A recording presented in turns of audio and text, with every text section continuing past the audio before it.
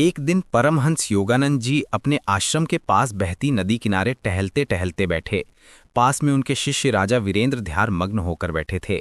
वीरेंद्र की आंखों में गंभीरता और हल्की बेचैनी झलक रही थी। गुरु ने मुस्कुराते हुए पूछा, पुत्र, क्या सोच रहे हो? वीरेंद्र ने धीमे स्वर में उत्तर दिया, गुरुदेव, क्या हर बात अपने दिल में रखना सही है? कभी कभी लगता है कि अगर मैं सब कुछ साझा कर दूं तो मन हल्का हो जाएगा। परमहंस योगानंद जी ने गंभीर लेकिन स्नेहपूर्ण दृष्टि से उन्हें देखा और बोले, पुत्र, यही सोच सबसे बड़ा भ्रम है। यह संसार उन्हीं को सबसे ज्यादा तोड़ता है जिनका हृदय साफ और भावनाएं खुली होती हैं।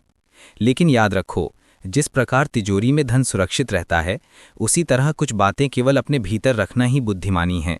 बोलना आसान है, पर चुप रहना एक कला है, और जो इस कला में दक्ष हो जाता है, दुनिया उसे हिला नहीं सकती। गुरु ने गहरी सांस ली और बोले, आज मैं तुम्हें 7 ऐसी बातें बताऊंगा जिन्हें चाहे कोई कितना भी अपना लगे, उन्हें किसी से साझा नहीं करना चाहिए। अगर ये बातें बाहर चली गईं तो लोग तुम्हें तुम्हारे ही शब्दों से कमजोर कर देंगे, और यदि तुम इन्हें छुपा लोगे तो जीवन में समस्याएं तुम्हें कभी घेर नहीं पाएंगी। पहली नीति, घर परिवार की समस्याएं किसी से मत बताओ। गुरु ने कहा, पुत्र, अपने घर की परेशानियां केवल अपनों तक ही सीमित रखो। चाहे झगड़ा हो, मतभेद हो या कोई व्यक्तिगत तकलीफ, इसे बाहर मत लाओ। एक बार मेरे शिष्य ने अपने मित्र मंडली को बताया कि घर में माता पिता में वाद विवाद हुआ। अगले ही दिन उसने महसूस किया कि उसके मित्रों ने उसके परिवार की आलोचना करना शुरू कर दिया। कहानी उदाहरण, एक गांव में 2 भाई हमेशा झगड़ते रहते थे। एक दिन बड़े भाई ने छोटे भाई की बुराई गांव में कर दी। नतीजा, पूरे परिवार की इज्जत गिर गई और लोग बच्चों से दूरी बनाने लगे। गुरु ने कहा, जब घर की बातें बाहर जाती हैं, विश्वास टूट जाता है और लोग तुम्हारे दुख को हथियार बना लेते हैं। इसलिए घर की समस्याएं केवल अपने भरोसेमंद लोगों तक ही सीमित रखो। दूसरी नीति, अपनी कमाई या संपत्ति का खुलासा कभी मत करो। परमहंस योगानंद जी ने गंभीर स्वर में कहा, धन जितना छिपा होगा उतना सुरक्षित रहेगा। उसे दिखाना अपने आप को खतरे में डालना है। कहानी उदाहरण, एक राजा ने अपने महल में खजाने की झलक सबको दिखाई। कुछ ही दिनों में पड़ोसी राज्य ने हमला कर दिया और खजाना लूट कर ले गए। अमीर लोग अपनी सच्ची कमाई किसी को नहीं बताते। जहां लोग जान जाते हैं, वहां लोभ और संकट बढ़ जाते हैं। इसलिए अपनी संपत्ति को छुपा रखो और मन को स्थिर रखो। तीसरी नीति, अपने भविष्य की योजनाएं गुप्त रखो। गुरु ने कहा, पुत्र, जब तक योजना पूरी ना हो जाए, उसे केवल अपने मन में रखो। योजना की शक्ति उसकी छुप्पी में है। कहानी उदाहरण, एक व्यापारी ने मसालों की बड़ी दुकान खोलने की योजना बनाई और सबको बता दिया।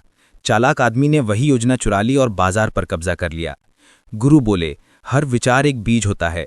यदि उसे बोने से पहले सबको बता दोगे तो कोई उसे मसल देगा या पहले फल ले जाएगा। चौथी नीति, अपनी कमजोरियां किसी को मत बताओ। परमहंस योगानंद जी ने कहा, पुत्र, जिस दिन तुमने अपनी कमजोरी किसी को बताई, उसी दिन हार की पहली सीढ़ी चढ़ ली। कहानी उदाहरण, एक योद्धा तीरों से डरता था।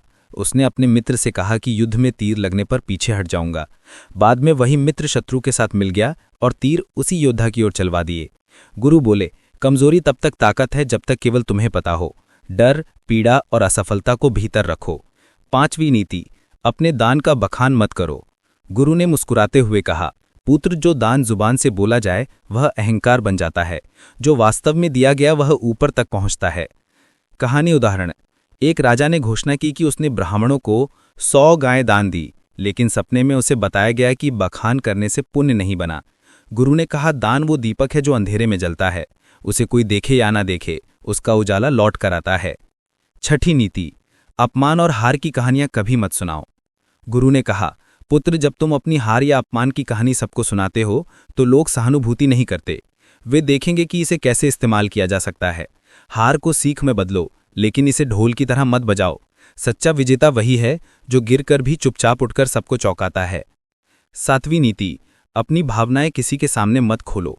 परमहंस योगानंद जी ने कहा, पुत्र, मनुष्य का सबसे बड़ा रहस्य उसका मन है।